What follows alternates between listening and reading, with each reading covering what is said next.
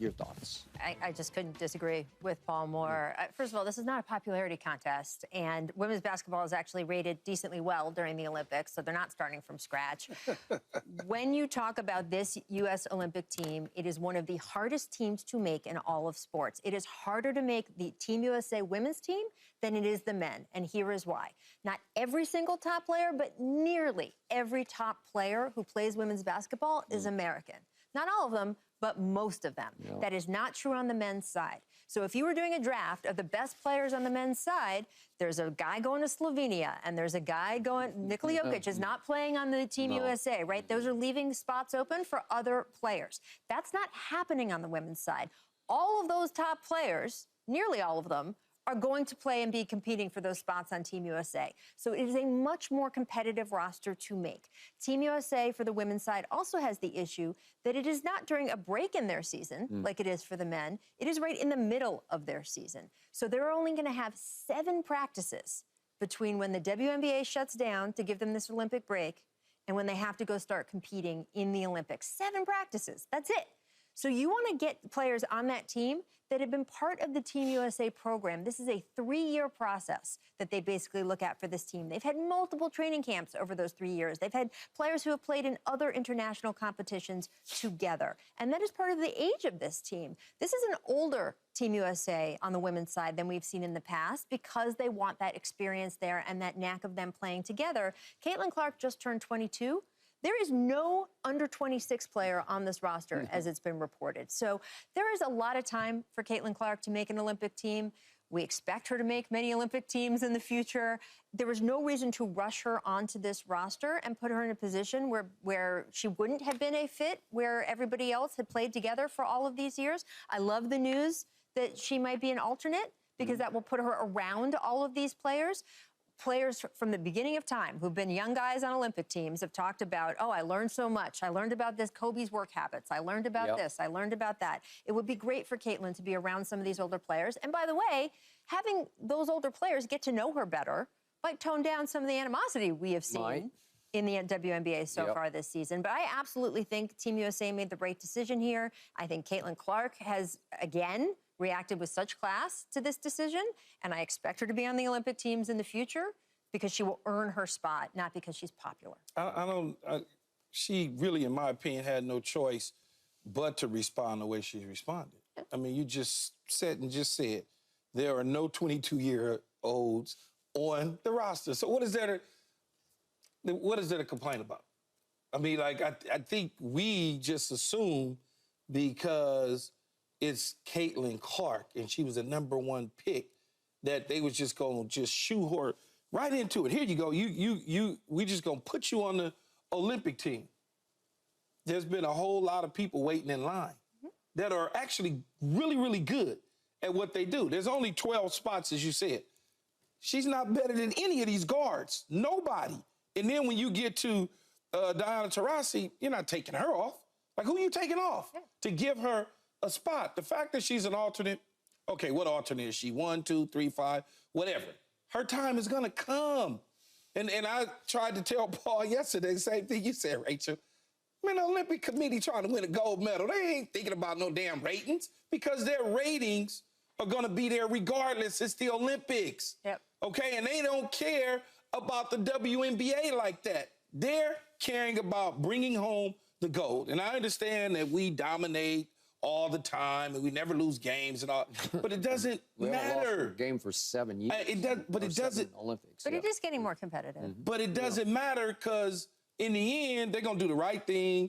The right people that's supposed to be on there are on there, and she'll go in next time around, 2028. She'll go again later on down the line. It's not that big of a deal. It really isn't. I think we putting a lot on it that she didn't make the team.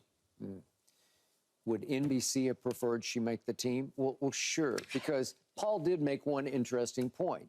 He just flat out said, if she's on the team, I'm going to watch every game. And if she's not, I might watch. You know, like, okay, I get it. Because that might be how a lot of people will view this. And they're fringy, new fans, newbies, you know. Okay, I got that.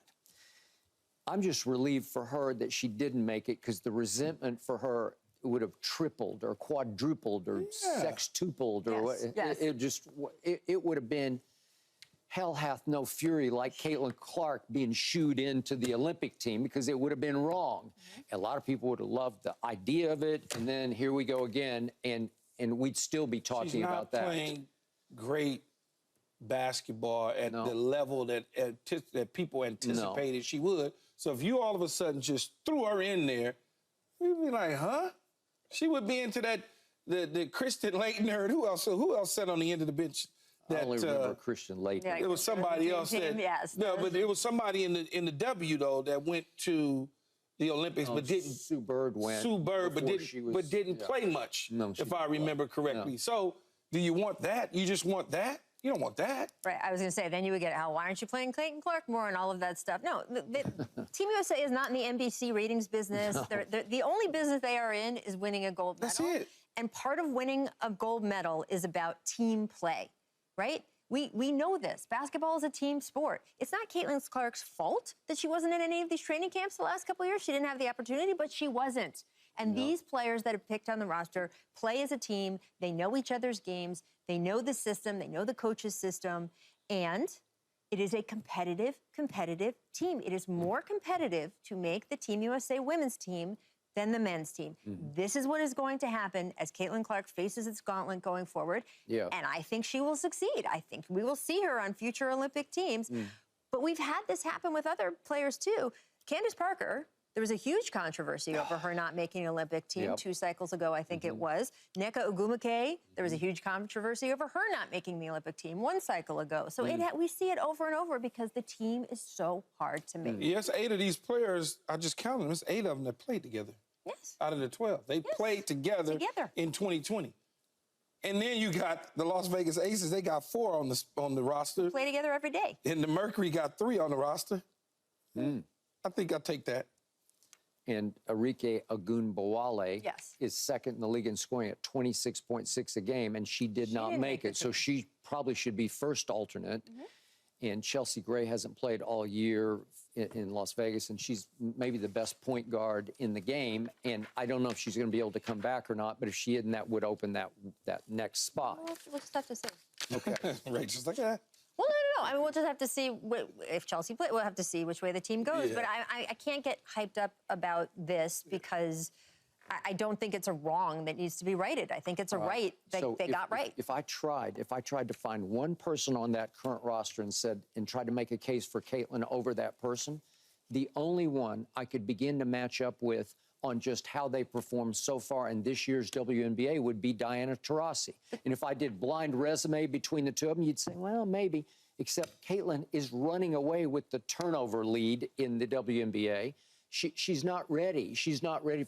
And by the way, Diana did go to the camp, the pre-camp, and they said she played very well. And plus, she's the leader of the team. She's been on 5 previous to this. Like, you can't underrate that experience. She brings something different to that Even though she'll be 42 years old when she plays and she might not Paris. play as much, right? She get the Larry Bird treatment. I would say this to Paul Pierce when he says, oh, I'm going to watch it if Caitlin Clark is on, and I might not otherwise. We keep flashing that roster up. There are some exciting players on that roster.